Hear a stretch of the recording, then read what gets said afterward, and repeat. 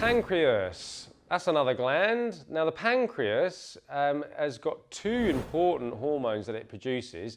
One is called insulin. Now I'm sure you've probably heard of insulin before, talked about a lot, particularly diabetics we hear talk about insulin.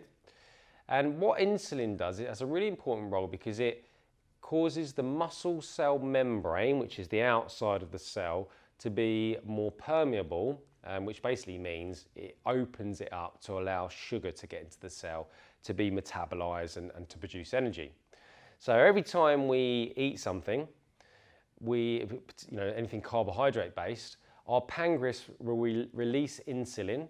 The insulin then causes that muscle cell to sort of open up, become less permeable, so that the sugar can pass through the cell membrane and be burnt up as exercise.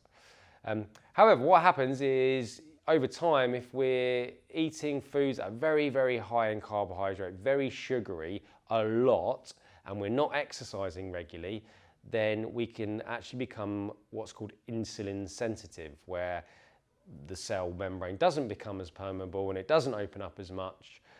So then we end up with the sugar sort of floating around in our blood vessels, which we don't want, or being converted into fat and stored as fat. So that's insulin. Now we also have a hormone produced by the pancreas called glucagon. And glucagon kind of does the opposite effect. So if our blood sugars are low, then glucagon is released by the pancreas to then actually break or release some sugars from our liver.